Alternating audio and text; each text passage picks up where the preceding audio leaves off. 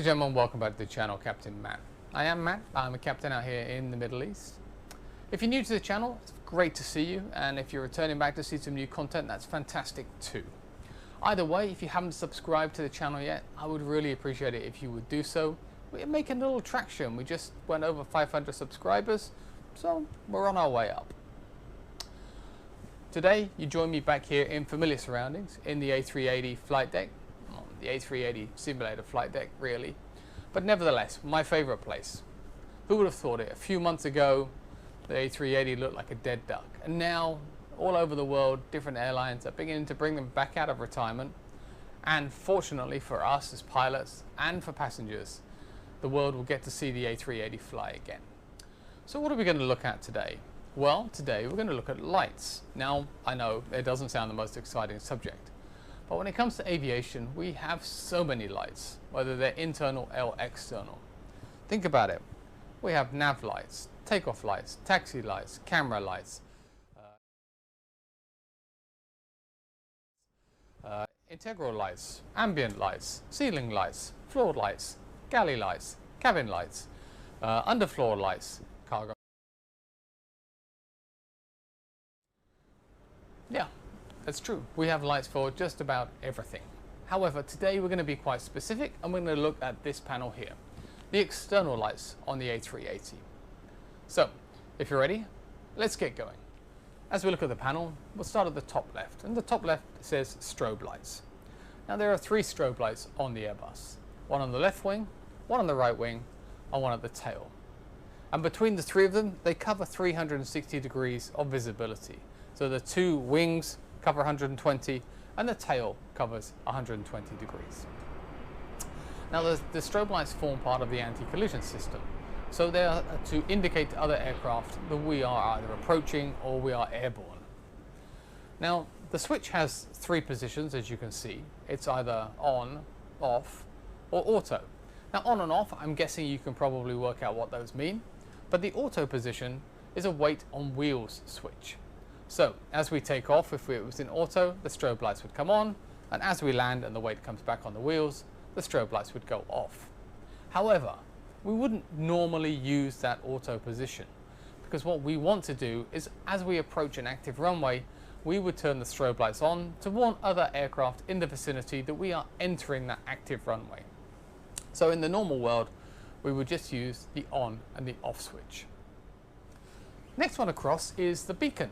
The beacon also forms part of that group of anti-collision lights with the strobes. The beacon is the flashing red light, and on the A380 we have 3 of them, 2 on the top and 1 underneath. They flash alternatively to the strobe lights. So if the strobes are on, the beacons are off, and if the beacon's on, the strobe is off. But unlike the strobe lights, where we turn them on as we enter the runway, the beacon indicates that the engines are running. So we turn the beacon on as part of the before start checklist, and the beacon is turned off as the engines are turned off at the end of the flight. So slightly different roles, but still part of that same collective of the anti-collision. Next on the list is the navigation lights, or nav lights. Now nav lights have been used for a very long time on both aircraft and on boats to identify the relative position of a vessel either approaching you or missing you or going away from you. Now how it works is basically each of those lights has 120 degrees of visibility. So on the left wing or the port wing we have the red light, on the right wing or starboard side we have a green light, and on the tail we have a white light. Now depending on the combination of lights, whether you see red and green, whether you see red and white, you should be able to identify the relative direction of travel and whether or not the aircraft is approaching you or going away from you. The switch itself is simply an on-off switch. But the complication with nav lights is obviously they're a requirement. Now if they're not working, we would have to consult our MEL. Now the MEL stands for the minimum equipment list. Every aircraft has a minimum equipment list, and it tells the pilots which equipment we are required to carry for any given flight, whether that's an ETOPS flight, an oceanic flight, or in this case a night flight. But we'll cover the MEL another day. The last position on the top row is for the logo lights. Now the logo lights have 2 functions. The primary function would be to increase the visibility of the aircraft. We want people to see us. So it lights up the tail fin of the aircraft with the lights in the horizontal stabilizer shining up. So as a passenger and as a pilot, you can't actually see those lights. You need to get on top of the horizontal stabilizer to see the lights in the stabilizer itself. So visibility is one thing. The second thing is to advertise the airline. We want to shine on the tail to show everyone which airline is flying this magnificent A380. Now the switch itself has 3 positions: on, auto and off. Again, on and off, I'm going to leave that with you to try and work out what those mean, but the auto position basically means the lights are on providing the aircraft is on the ground. It also means the lights will be on as soon as the aircraft is airborne, but the slats at the front of the wings are extended. So providing we have at least slats out, the logo light will be on to increase that visibility again. At the bottom row, we start on the left with the wing light. Now the wing light lights up from the wing root along the wing and the 2 engine pylons. Now ironically, you can't actually see the wing or the pylon from the flight deck, so it's not the greatest light for us in here to use. You can, on the taxi camera, see a little bit of the light when it comes on. It shows the front edge of the wing, but you can't really see its main purpose. And the main purpose of the wing light is to detect whether there is ice forming on the leading edge of the wing. To do that, you would have to leave the flight deck, go into the cabin. The best view on this airplane is from the upper deck, and have a look through a passenger window at the wing. Of course, some people turn the wing lights on the ground. I'll show you this quick video where you can see now the wing lights on as they're coming into stand. And again, it increases that visibility, particularly with a large aircraft like the A380. We want to make sure that as many people can see that we are coming and the engines are turning as is absolutely possible, because we obviously don't want to hurt anyone or crash into anything. The next switch we come to is the runway turn-off and camera lights. So that's one switch with 2 functions. If we look at the first function, the runway turn-off, we need to have a look at the nose landing gear. Now on the nose landing gear there are a number of lights, but the ones we're looking at are the 2 indicated now. They are offset at around about 40 degrees. The idea of these lights is to highlight the outer edges of the taxiway. So when we're taxiing along, not only do we see what's in front of us, but we can look for obstructions on the outer reaches of the taxiway. But they're called the runway turn-off lights, and they're called the runway turn-off lights because their second function is that they can look on those high-speed turn-offs prior to us vacating the runway.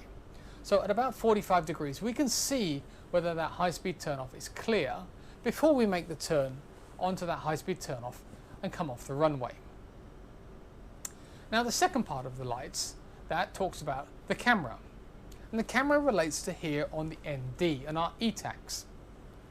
So what our ETACS camera does for us is it shows us the position of the nose wheel and the main wheels on the aircraft.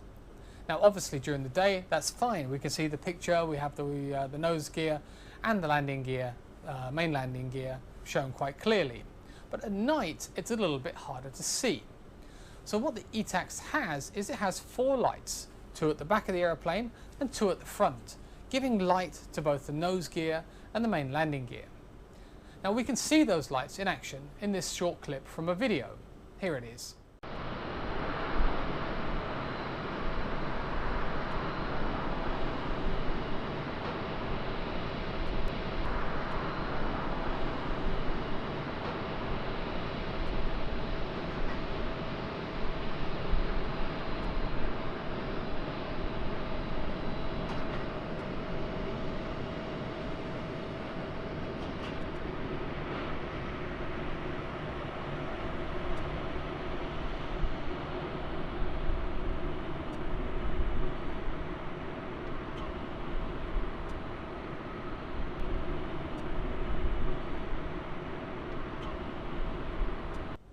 As you can see on this video, it's quite clear that the pilot would be able to see both the main landing gear and the nose gear on the camera if we could see in the flight deck at this stage. If we look at the overhead panel, the switch only has on and off, so it's relatively simple. We have to turn all of those lights on, both the runway turn off and the camera lights together. We cannot select one set without the other. So the next lights we can see are the landing lights.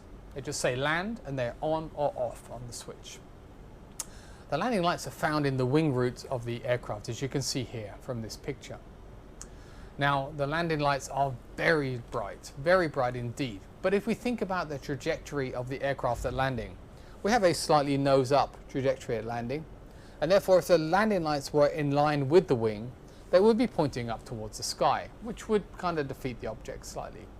So the landing lights are projecting downwards towards the runway. We obviously want to use them to see the runway. So the landing lights are super bright and are very effective at lighting up the runway as we're coming into land. So our final switch up here says nose, and on the nose it has three positions: takeoff, taxi and off. Well, again, off is actually off, so we won't discuss that for too long. The other positions are more interesting. Let's look at taxi to start with.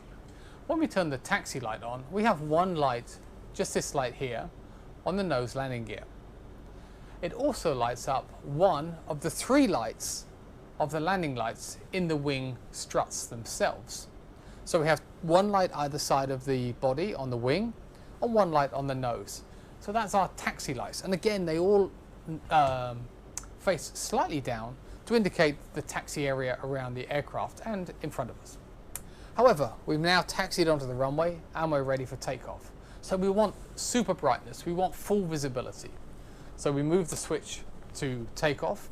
Now we get three lights on the nose, very bright lights that light up all around the nose of the aircraft.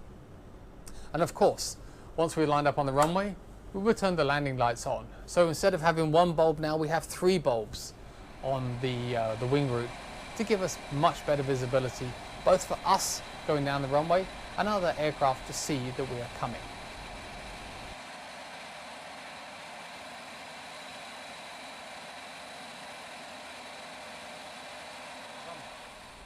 So these are the positions we would have it for takeoff. The landing lights would be on, the nose lights would be in the takeoff position, and the runway turn-off lights would be on as well. So we get great visibility in the darkness all around the aircraft. Now, after we've taken off, as I said earlier, the landing lights will go off at 10,000 feet. But the nose gear lights will go off as soon as we retract the landing gear. Once the gear is up, the lights will go off. But I still need to turn that switch back to off, just in case. Ladies and gentlemen, that concludes this short presentation on the exterior lights of the A380. I hope you enjoyed being back in the flight deck of the A380. I certainly did. It's one of my favorite places. If you did like that video, consider hitting the like button. Maybe leave us some comments down below. What do you want to see next? Do you want me to talk about the BTV, the autopilot, the KCCU, the onboard information system? If there's something you want to see, whether it's flying or just the technical aspects of the airplane, leave a comment, let us know, and we'll make that video for you, no problems. But the most important thing you can do for me today is hit that subscribe button. The more subscribers, the more traction, the better videos we can do. So if you haven't done it already, please hit that subscribe today. But from me and everyone here, it's been great to see you again. Hope to see you again very soon. Thanks a lot. Have a good day.